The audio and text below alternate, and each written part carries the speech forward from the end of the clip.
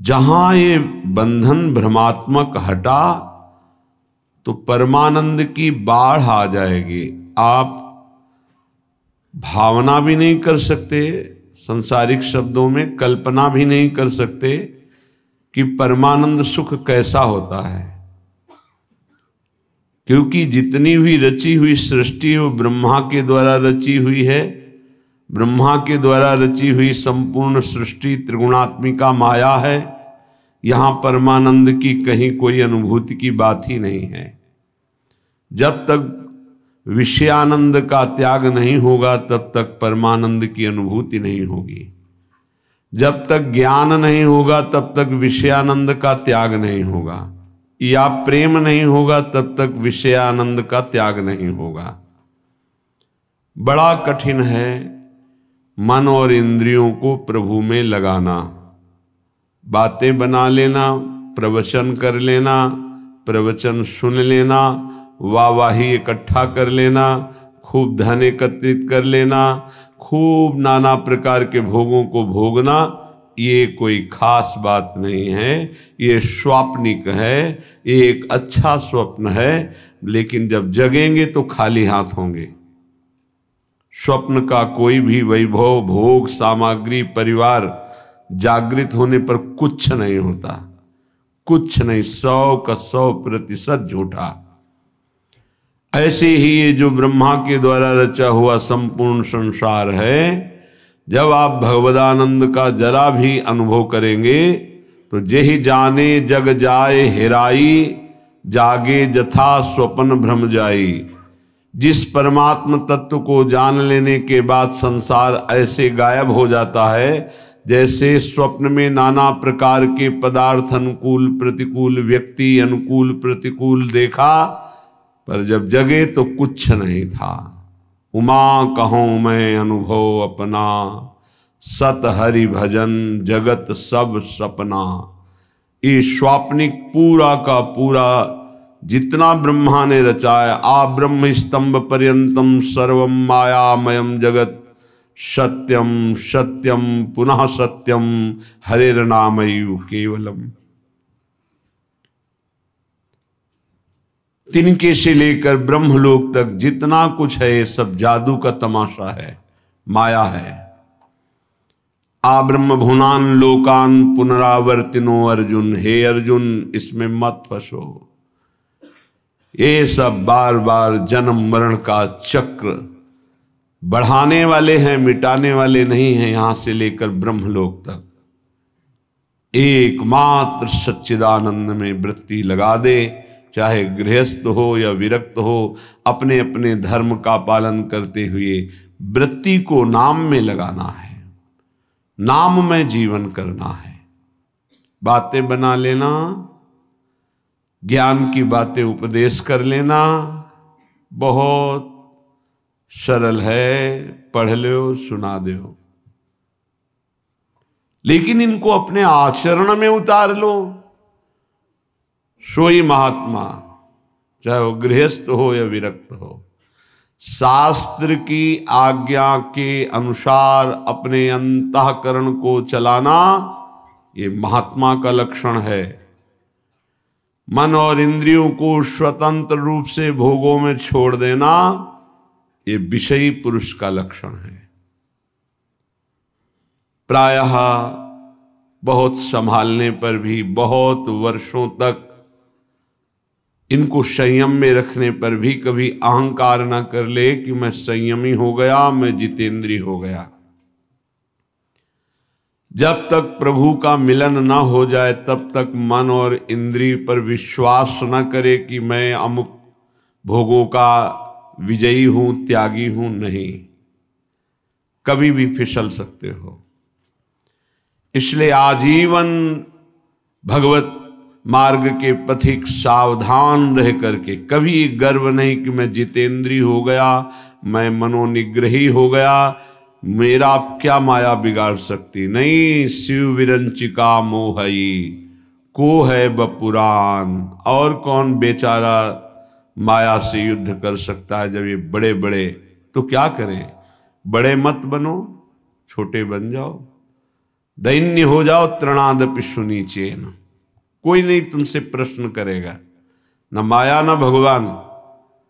प्रश्न करते हैं जिनको बहुत अभिमान है कि हम जितेंद्री हैं, हम मनोनिग्रही हैं, हम बड़े भजनानंदी हैं, तो प्रश्न हो जाता है ये देखो, दो इसका उत्तर। और यदि छोटे बन जाओ, तृणादपि सुनीचेन तरोर्यु सहिष्णुना, वृक्ष के समान सहनशील, तिनके के समान नीच, दूसरों को मान देते हुए स्वयं अमानी, कीर्तनीय सदा हरि, ऐसा भक्त निरंतर भजन परायण रहता है, उसकी इंद्रियां चंचल होती ही नहीं, क्योंकि भगवत कृपा से वो शांत हो जाती हैं। ये रहस्य को समझिए। अमानिना मान देन कीर्तनीय सदा हरि। यदि आप अपने में थोड़ा भी सद्गुण का अभिमान करेंगे तो माया प्रश्न कर देगी। माया के प्रश्न का उत्तर देना केवल भगवान के कृपा पात्र की ही क्षमता है, दूसरे की नहीं। श्रीपाद कह रहे हैं कि हे हरि कहाँ जाऊं, क्या करूं, ये इंद्रिया ये मन मेरे वश में नहीं है, और बिना इनके वश में हुए भगवत प्राप्ति नहीं होती। प्रविशति सदा दोष निचय, ये सदैव दोष वाले कार्य में ही लगी रहती हैं, पापाचरण कराने के लिए प्रेरित करती रहती हैं। ये इंद्रियां, ये देख लो, ये खा लो, ये सूंघ लो, ये भोग लो, ये छू लो, नाना प्रकार से शब्द स्पर्श रूप रस गंध। एक उपाय मुझे समझ में आया है, श्रीपाद प्रबोधानंद जी कह रहे हैं, मुझे एक उपाय समझ में आ रहा है कि यदि वृंदावन धाम का अनन्य भाव से आश्रय ले लिया जाए तो सब ठीक कर देगा। ये बड़ी अद्भुत महिमा है। कैसे ठीक कर देगा? जब आप श्री धाम वृंदावन का आश्रय लेंगे तो वृंदावन आपको किसी महापुरुष से मिला देगा। महापुरुषों का दर्शन, संभाषण, उपदेश अमोघस्य। जैसे भगवान का बाण कभी लक्ष्य वेदे बिना वापस नहीं लौटता, जिमि अमोघ रघुपति कर बाना, ऐसे ही जिसको भगवत प्रेमी महात्माओं का संग मिल गया तो देवर्षि नारद जी कहते हैं अमोघस्य, पर शर्त है अगम्यो, उनका निर्वाह कर पाना कठिन है। 4 दिन श्रद्धा तो कोई भी रख सकता है, लेकिन आजीवन उन पर कभी दोष दर्शन न हो, उनकी आज्ञा का उल्लंघन न हो, धैर्यपूर्वक उनके आश्रित बने रहो। वो प्रभु के द्वारा आपका संबंध कराया गया है। जो हम किसी महापुरुष से मिलते हैं ये हमारे सुकृत नहीं है, ये हरि कृपा है। जो प्रभु मोहि अनुग्रह कीन्हा, तो तुम आई दर्श हठ दीन्हा। भगवत अनुग्रह से भगवत प्रेमी महात्माओं का संग मिलता है।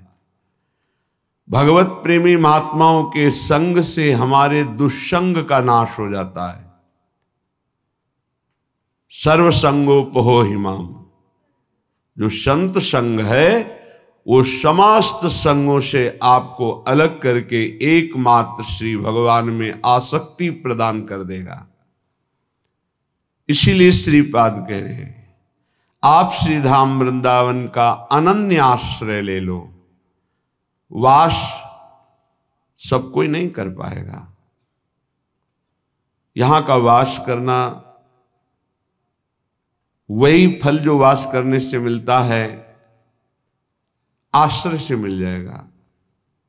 आश्रय ले लो तो आपको पता नहीं कौन महापुरुष है।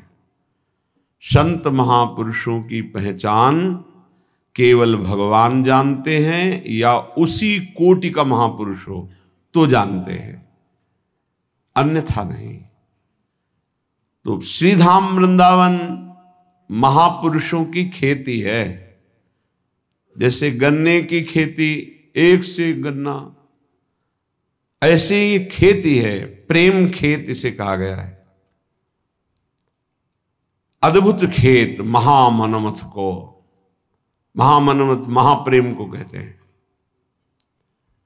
काम भी मन को मथता है, इसलिए उसे भी मनमथ कहा गया है। और प्रेम भी मन को मथ करके निर्विकार करके प्रियालाल में कर देता है, इसलिए इसको भी मनमथ कहा गया है। प्रियालाल की लीला गायन में जहां मनमथ शब्द आवे, काम शब्द आवे, तो उसका अर्थ सीधा प्रेम होता है। और संसार के संबंधों में अगर प्रेम भी शब्द कहा जाता है तो काम ही है। देह भाव को लेकर जो भी राग होता है उसे चाहे प्रेम कहो, आसक्ति कहो, काम कहो, मोह कहो, वो है। विशुद्ध अनुराग प्रेम सार्थक होता है स्वरूप में, आत्म तत्व में, देह में नहीं। आत्माओं की परम आत्मा जिसे परमात्मा कहते हैं, ईश्वरों के परम ईश्वर जिन्हें कहते हैं, वो हमारे प्रभु नित्य बिहारी श्री लालजू महाराज हैं। उपासक को जब साधु संग मिले तो समझ ले हमारे इस संसार चक्र का अंतिम जन्म है। इसीलिए भगवान ने कृपा करके हमें साधु समागम दिया है। अध्यात्म का प्रभाव तभी पड़ता है जब ना अर्थ लिया जाए और ना अर्थ दिया जाए। अर्थ लेने की भावना से अध्यात्म का उपदेश देने पर रंग नहीं चढ़ेगा, और अर्थ देकर के अब अध्यात्म सुनने से अर्थ की प्रधानता होने के कारण, रजोगुणी वृत्ति होने के कारण, दैन्यता ना होने के कारण वो उपदेश को ग्रहण नहीं कर पाएगा। जिसके हृदय में केवल भगवत प्राप्ति लक्ष्य है, केवल भगवदानंद लक्ष्य है, उसी लक्ष्य को रख करके चर्चा की जाए।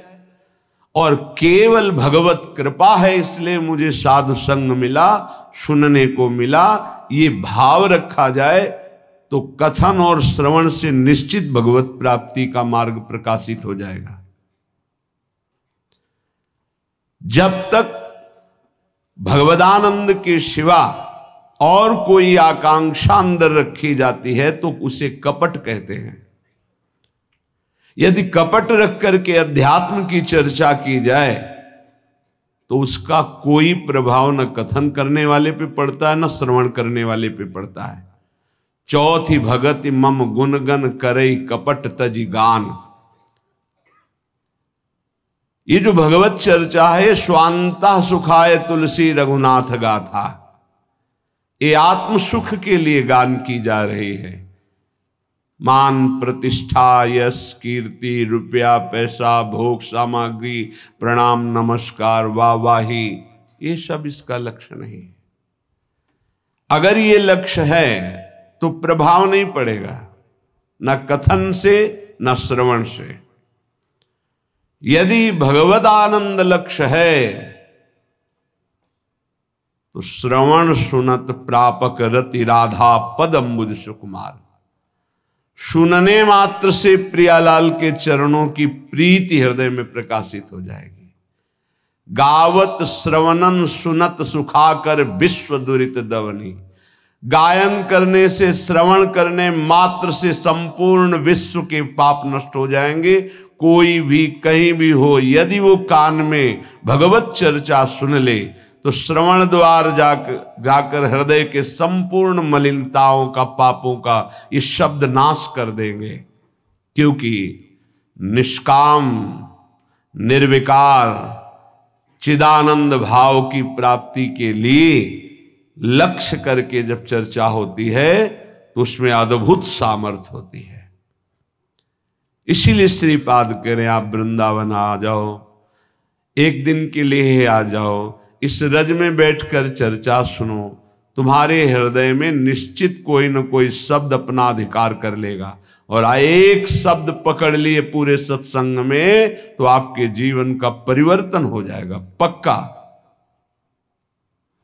श्रीपाद कह रहे जाति प्राण धनानियांतु सुयसो राशि परीक्षीयतां सद्धर्मा विलयम प्रयांतु सततम सर्वैश्चर्निर्भर्त्स्यताम् आधिव्याधि सतेन जीर्यतु वपुर्लुप्तो प्रतिकारतः श्री वृंदा विपिनम तथापि न मनाक् त्यक्तुम ममास्तां मतिः। न तुम्हारी जाति काम में आएगी, न तुम्हारे प्राण किसी काम के रहेंगे, न तुम्हारा धन तुम्हारे साथ जाएगा, न तुम्हारा परिवार, सब यही छूट जाएगा। देखो, जो पंचभूत हैं वो सबके एक ही हैं। पंचभूतों से बना हुआ है शरीर, जैसे हमारा वैसे ही आपका।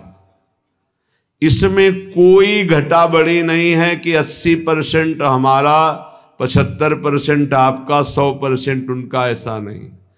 100% पंचभूतों से जैसे ये बना है ऐसे आपका बना है, और 100% जैसे हमारा भगवान का अंश स्वरूप है आत्मा, वैसे ही आप सबके, किंचन मात्र कोई अंतर किसी से नहीं। ये जो विविध प्रकार के धर्म, लोक धर्मों की व्यवस्था की गई है, वो भगवत प्राप्ति के लिए की गई है। एक दूसरे पर घृणा, नफरत, लड़ाई झगड़ा, ऊंच नीच, इसके लिए नहीं की गई। एक लोक धर्म है। पर जब आप भागवत धर्म में स्थित होने की बात सोचेंगे तो त्यज लोक धर्मान, श्री भगवान ने ही संपूर्ण सृष्टि की रचना की ब्रह्मा जी के रूप में। उन्होंने ये सारी व्यवस्था की युग धर्म के अनुसार। वही भगवान श्री राम जो हरि हैं, जिनके नाभि कमल से ब्रह्मा प्रकट हुए, सबरी जी के सामने बैठे कुश की चटाई पर।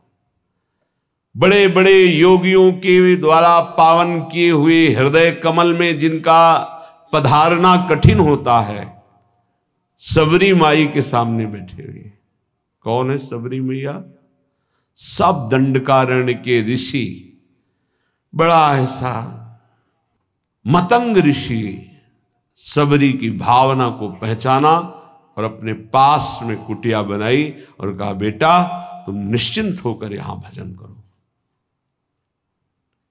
ये बड़े बड़े ब्रह्म ऋषि जन क्यों नहीं समझ पाए सबरी जी को कि इतनी उच्च कोटि की महान भक्ता है? क्योंकि उन्हें अपने ब्रह्मणत्व का, अपने तप का, अपने साधन का ब्रह्मणत्व है।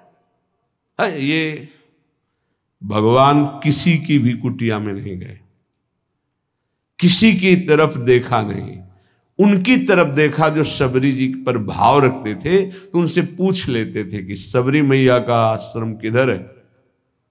संभाषण कर लिया, देख लिया, आश्रम किसी के नहीं। और जो ऐसा सोचते थे कि मैं तो इतने 1000 वर्ष से तप कर रहा हूं, भगवान तो मेरे यहां आएंगे ही, भगवान ने देखा भी नहीं, संभाषण भी नहीं किया। आश्चर्य है, भगवान सबरी जी के सामने कुशासन में बैठे हुए। सबरी जी एक एक बेर भगवान को दे रही है, जो रोज भाव से चयन करती थी। भगवान उससे बखान बखान के पार है। फिर भगवान सबरी जी की स्तुति करते हैं। जो नवधा भक्ति है वो उपदेश नहीं, क्योंकि भगवान के सामने ही प्रेमाग्नि में शरीर को भस्म करके वो भगवत धाम जा रहे, तो उपदेश दिया जाता है जो आचरण करे। सबरी जी में तो संपूर्ण प्रेम लक्षणा भक्ति का प्रादुर्भाव हो चुका है, जो नवधा भक्ति के बाद होती है। भगवान ने उसमें कहा कि जाति पाति कुल कर्म बढ़ाई, ये सब मैंने, मुझे ये कोई रिझा नहीं सकता। मैं अमुक हूं, मैं अमुक हूं, मैं अमुक। मानो एक भगति कर नाता, एकमात्र मैं भक्ति का नाता मानता हूं, और वो किसी के अहोवत्सो पचतो गरीयान यज्ञभ्यागे वर्तते नाम तुभ्यम। वो चांडाल भी जगत पूजनी हो जाता है जिसकी जिह्वा पर भगवत नाम हो।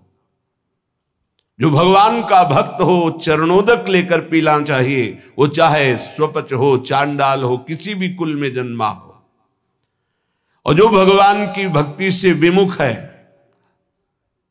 वो कोई भी हो, वो इस सच्ची मानो वही स्पर्श करने योग्य नहीं है जो भगवान से विमुख है। और जो भगवान के सन्मुख है वही सर्व पूजनीय, सर्व वंदनीय है। ये केवल एक मर्यादा बनाई गई लोक व्यवहार के संचालन के लिए। सत्य वस्तु ये है कि जो ये शरीर है वही सांप के शरीर है, जो ये आत्मा है वही सांप की एक आत्मा है। इतना भी भेद नहीं, इतना भी अंतर नहीं है। जैसे छोटा भाई बड़े भाई के चरण छूता है तो वो महान नहीं हो गया है, वो नीच नहीं हो गया छोटा भाई, वो बड़ा महान नहीं हो गया। एक मर्यादा है लोक व्यवहार की। तत्वतः दोनों में एक ही आत्म तत्व है, दोनों के एक ही पांच भौतिक शरीर से निर्माण हुआ। ये जो जाति है, जो शरीर है, जो प्राण है, जो धन है, जो परिवार का संबंध है, ये केवल लोकवत है। एक ऐसे ही चंद दिनों में सब छूट जाएगा। ना ये पहले मिला था, ना ये बाद में रहेगा। ये बीच में कुछ समय के लिए, जिसे तुम बहुत लंबा समय समझते हो, 70 वर्ष 80 वर्ष, ये कुछ नहीं है। विचार करके देख लीजिएगा। श्रीपाद कह रहे ये सब नष्ट हो जाएगा, छूट जाएगा। जिस लिए आए हो खास बात उसको तुम भूल गए हो। तुम परम धर्म की प्राप्ति के लिए आए हो। सावई पुंसो परो धर्मो यतो भक्ति अधोक्षजे। भगवान श्री कृष्ण चंद्रजू के चरणारविंद की प्रेम लक्षणा भक्ति नहीं मिली, जीवन का कोई लाभ आपने प्राप्त नहीं किया। यदि आपको भगवत नाम जप, भगवत लीला गुणानुवाद, भगवत धाम आश्रयवास, भगवत प्रेमी महात्माओं का संग मिल गया तो अब आपके कल्याण में, परम पद की प्राप्ति में कोई संशय नहीं है। हां, थोड़ा धैर्य धारण कीजिए। यदि आपका कोई निरंतर तिरस्कार करे तो भी भजन को छोड़ना मत और भजन को खर्चा मत होने देना। श्रीपाद कह रहे हैं प्रयांतु सततम सर्वैश्च निर्भरताम। तुम्हारी निंदा करे, तुम्हारा अपमान करे, नाराज मत होना, नहीं तुम्हारा भजन खर्चा हो जाएगा। सह जाना तो तुम्हारे रहे हुए पाप नष्ट हो जाएंगे, भजन सुरक्षित, भगवत प्राप्ति। ये युक्ति है अपने भजन को बचाने की, भजन को बढ़ाने की, भजन को पचाने की। बहुत जरूरी है ये सहनशीलता। और कह रहे मेरे शरीर को सैकड़ों व्याधियां, रोग आ जाएं तो भी निश्चिंत रहना, चिंता मत करना। ना भजन छूटने पावे और ना भजन का प्रयोग करना, तो निश्चित इसी जन्म में भगवत प्राप्ति हो जाएगी। होता क्या है, 2-4 माला जपा, जहां समस्याएं आई तो भजन भी छूटा और संकल्प भी बना दिया कि प्रभु जो कुछ भी भजन साधन हुआ ये हमारी कामना पूर्ण हो जाए। अगर उसके समान भजन है तो हो जाएगी, नहीं है तो फिर नहीं होगी, तो आस्तिकता भी आपकी नष्ट हो जाएगी। ये परमार्थ है, इसको अंदर से समझने की चेष्टा करो। बाहरी व्यवहार नहीं है, ये अध्यात्म है। लेश मात्र भी भजन छूटने की इच्छा ना रह जाए। ये कैसे होता है? जब भजन से बढ़कर कोई सुखद वस्तु लगती है, व्यक्ति लगता है, परिस्थिति लगती है, तो भजन छूट जाता है। ये आप बहुत धैर्यपूर्वक पकड़िए। भजन से बढ़कर जब कुछ लगेगा तभी छूटेगा भजन, नहीं छूटेगा। रक्षति संसार भयात् सदोष मप्य शेष देह भृद वृंदम वृंदावनमिति तेन प्रथितं तन्नोमि काननम किमपि। यहां का एक प्रभाव है कि चाहे जितना पापी नीच दोष युक्त पुरुष हो, जहां वृंदावन का आश्रय और करुणा से कहीं उसको कुछ दिन वास करने की रुचि हुई, तो प्राणी समूह के समस्त पाप और दोषों का नाश करके अनिर्वचनीय भाव अंदर भर देना, यह धाम की कृपा। सत्य सत्य सत्य, अनिर्वचनीय भाव हृदय में भर देना, ये धाम की कृपा। कैसे वाणी की सामर्थ्य नहीं कि श्रीधाम वृंदावन की कृपा की बात बता सके। अपार असीम करुणा वरुणालय। तन्नोमि काननम किमपि, मैं नमस्कार करता हूं कि जिन इंद्रियों को वश में करना, मन को वश में करना बड़ा कठिन है, ये पापाचरण ही कराती रहती हैं। ऐसा पापी पुरुष, दोषयुक्त पुरुष कहीं किशोरी जी की कृपा से श्रीधाम आने जाने लगा, सत्संग सुनने लगा, बिहारी जी राधा रमण राधा वल्लभ लाल इनके दर्शन करने लगा, धाम की कृपा से ऐसा अनिर्वचनीय भाव जाएगा कि परिवर्तन हो जाएगा, वो दोष रहित हो जाएगा। बड़ा आश्चर्य होता है।